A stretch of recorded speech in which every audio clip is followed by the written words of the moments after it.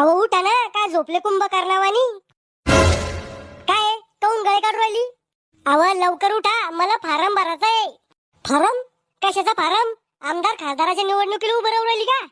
अहो आम्हाला मुख्यमंत्र्यांना 1500 रुपये महिना चालू केला. नवीन योजना आणली, बहीण माझी लाडकी, त्याचा फारम भरायचा आहे. वा रे वा सरकार, सगळ्या योजना बायासाठीच. बस मध्ये बायाला 50% सूट, लाडकी बहीण योजनेचे 1500 रुपये फक्त बायालाच. मग आम्हाला काय?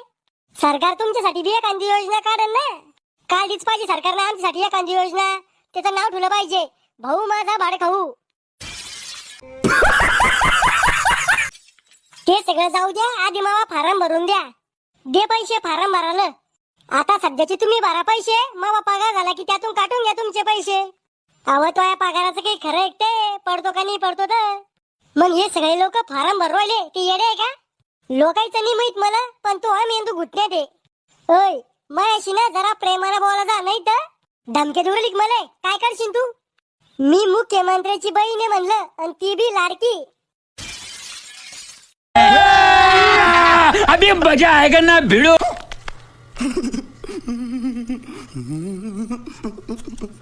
तुमचं काय आहे बोला? लाडकी बहीण योजनेचा फारम भरायचा आहे. तुम्ही मेंदूत पांगळे गो? म्हणजे अहो ही योजना फक्त महिलांसाठी आहे.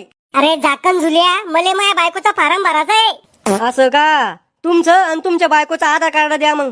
हे घ्या. क तुमच्या बायकोला 2 नवरे होते का?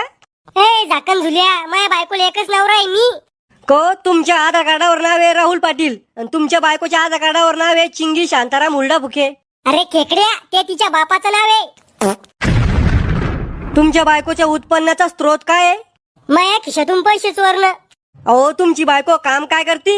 माझ्या संग भांडणं. अहो पैसे कमवासाठी काय काम करते तुमची बायको? अहो पैशासाठीच तर भांडणं करती.